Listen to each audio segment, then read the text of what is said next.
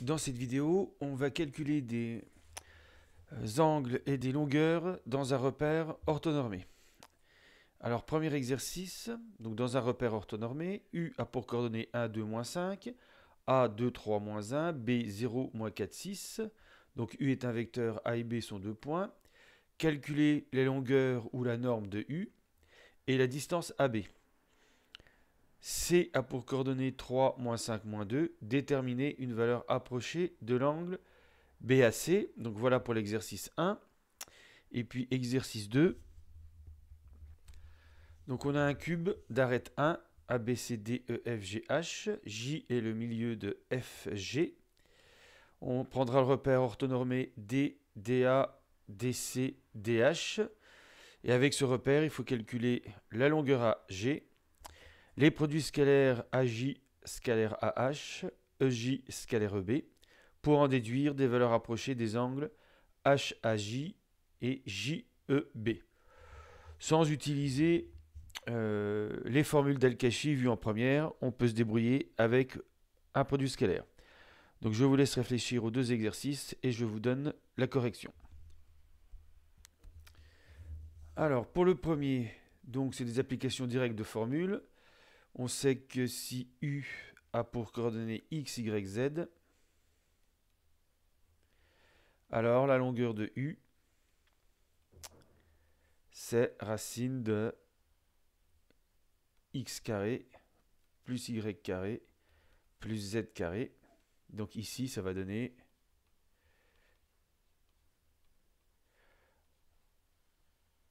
racine de 1 au carré plus 2 au carré plus moins 5 au carré, je peux mettre 5 au carré, ce qui donne racine de 30.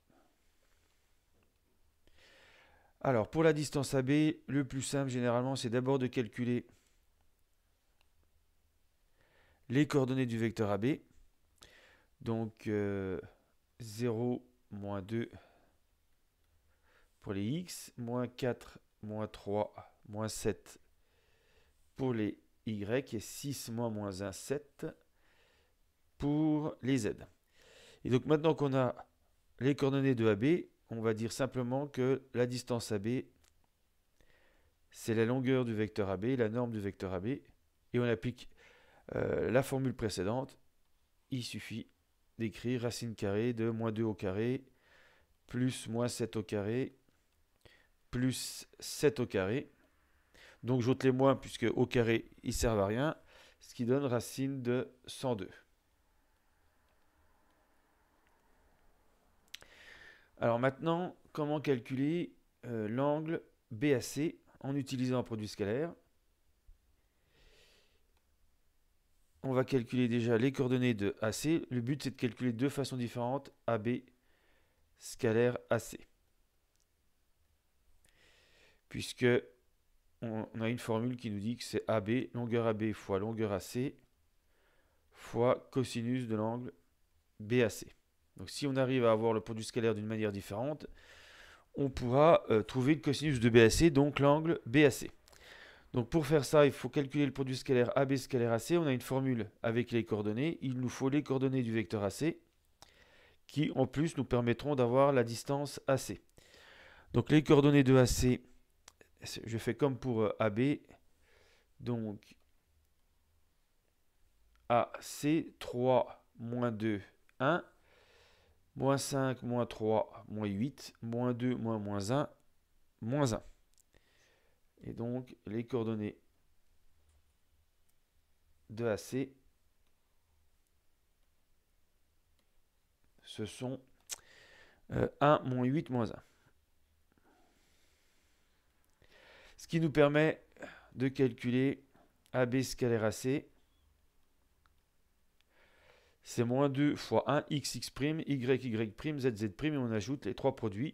Donc moins 2 fois 1, plus moins 7 fois moins 8, plus 7 fois moins 1. Ce qui donne moins 2 plus 56 moins 7 égale 47.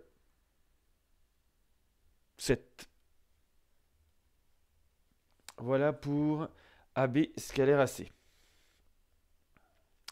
Ensuite, on va utiliser maintenant cette formule. Donc AB, on a déjà calculé racine de 102. AC, même calcul, racine de 1 au carré plus 8 au carré plus 1 au carré égale racine de 66. Et donc maintenant, il n'y a plus qu'à remplacer dans cette formule. Donc AB scalaire AC, on a vu que ça faisait 47. La longueur AB, c'était racine de 102. La longueur AC, c'est racine de 66. Et cosinus de l'angle BAC, ce qui nous donne le cosinus de l'angle BAC égale 47 sur racine de 66, racine de 102. Donc à la calculatrice, on trouve donc cosinus A, on fait inverse cosinus et on trouve un angle A d'environ 55 degrés. Donc c'est la méthode générale pour calculer dans un repère orthonormé un angle en utilisant le produit scalaire et puis l'expression du produit scalaire dans un repère orthonormé. Alors, on va voir maintenant le deuxième exercice.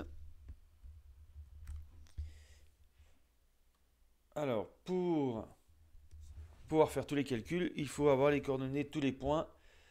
Donc, comme le repère c'est D, ici c'est l'origine. Donc le premier vecteur c'est DA pour les X. Le deuxième vecteur DC pour les Y. Et DH pour les Z. Alors, comme D est l'origine, 0, 0, 0. A c'est le premier. DA c'est le premier vecteur de la base, donc A 1, 0, 0. DC c'est le deuxième vecteur, donc C c'est 0, 1, 0. Et puis un autre point B ici. Donc si on projette sur DA, on a A, sur DC on a C, donc c'est 1 et 1.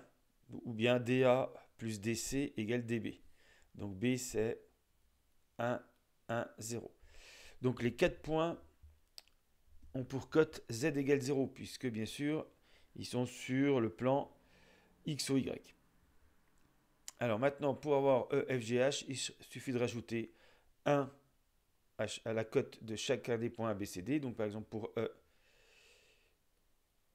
c'est comme A au début, 1, 0, puis on rajoute 1. Pour F, c'est comme B, donc 1, 1, 1. Pour G, c'est comme C au début, 0, 1, puis 1 pour la hauteur. Et puis pour, il me manque A, B, C, D, E, F, G, H. Donc c'est comme D, mais avec Z égale 1. Ensuite, on a besoin aussi du milieu J de FG. Donc on fait la moyenne des coordonnées de F et G. Donc 1 plus 0 sur 2, 1,5. 1 plus 1 sur 2, 1. 1 plus 1 sur 2, 1. Donc XF plus XG sur 2, YF plus YG sur 2, ZF plus ZG sur 2. Voilà pour le point J. Alors ensuite, la longueur AG.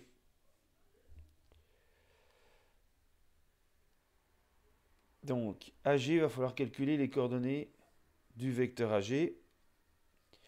Mais là, c'est simple puisque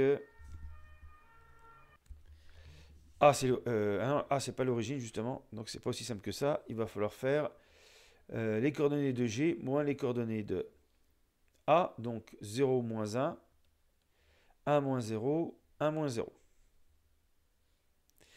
Et donc, calculer comme dans l'exercice précédent, racine carrée de moins 1 au carré plus 1 au carré plus 1 au carré. Ce qui donne racine de 3. Donc voilà pour la grande diagonale. Ensuite, on a besoin de AJ scalaire AH. Donc AJ, même calcul.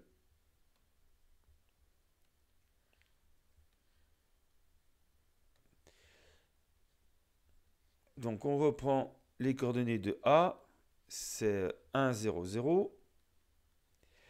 Les coordonnées de J, on les a calculées 1,5, 1 et 1. Donc AJ, A pour coordonnées.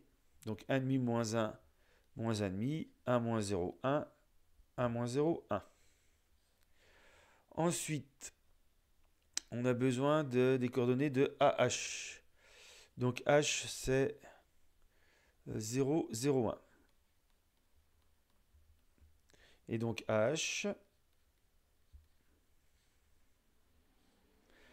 ça va donner 0 moins 1, 0 moins 0, et puis 1 moins 0. Et donc maintenant, AJ scalaire AH, moins 1,5 par moins 1,5 par moins 1, ça fait 1,5 plus 1 fois 0, 0, plus 1 fois 1, 1. Ce qui donne 3,5.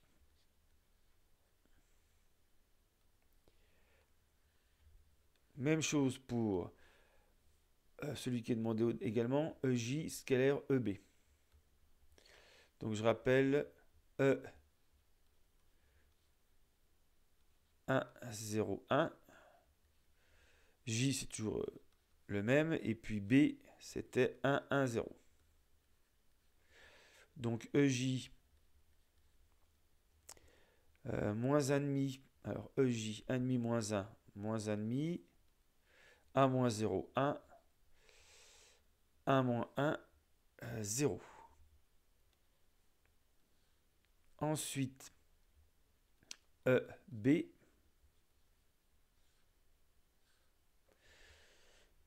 Alors pour EB, c'était donc 1 moins 1, 0. 1 moins 0, 1. 0 moins 1, moins 1. Donc voilà pour les coordonnées de EB.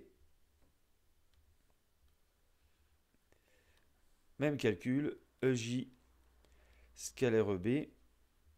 Donc moins 1,5 fois 0, ça fait 0. 1 fois 1, ça fait 1.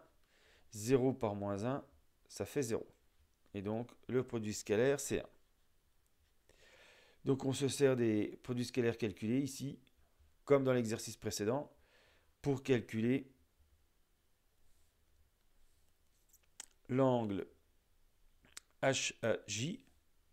Donc pour calculer l'angle HAJ, on va faire AJ scalaire AH égale AJ fois AH en longueur fois cosinus de l'angle HAJ. Là, on a trouvé 3,5 égale. Alors, la longueur de AJ. On reprend les coordonnées du vecteur. Donc, ici, je vais le faire ici. AJ égale racine carrée de... Alors, moins 1,5 au carré, ça fait 1 quart, plus 1, ça fait 9 quarts, et donc 3,5. On va aussi avoir besoin de la longueur AH, donc racine de moins 1 au carré, plus 0 au carré, plus 1 au carré. AH vaut racine de 2. Voilà, là c'était bien racine de 9 quarts qui vaut 3,5. On peut remplacer ici donc AJ ça vaut, on vient de voir 3,5, fois AH qui vaut racine de 2, fois cosinus de l'angle HAJ. Et donc, on trouve une valeur connue. Donc les 3,5, on peut les ôter. Le racine de 2, on le passe de l'autre côté, ça fait 1 sur racine de 2. c'est-à-dire racine de 2 sur 2. Et bien sûr, ça correspond à un angle de 45 degrés. Si vous avez oublié, vous faites cosinus moins 1, mais ça, c'est une valeur fondamentale à connaître. Et puis, on fait la même chose pour l'angle BEJ. Donc, EJ scalaire EB, on a trouvé 1. Mais c'est aussi la longueur EJ fois la longueur EB fois cosinus de l'angle BEJ. Alors, EJ scalaire EB, ça vaut 1. Alors, pour EJ, 1 quart, donc moins mu au carré, ça fait 1 quart, plus 1, ça fait 5 quarts, ça fait racine de 5 quarts, racine de 5 sur 2. Là, je vais un peu plus vite. Fois EB, 1 au carré plus 1 au carré, ça fait 2, donc fois racine de 2, fois cosinus de BEJ.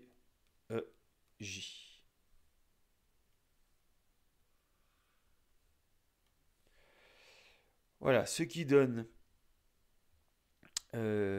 cosinus de BEJ égale 2 sur racine de 5 fois racine de 2, qu'on peut écrire racine de 10. Et en faisant cosinus moins 1, on trouve environ, si on arrondit au degré, 51 degrés.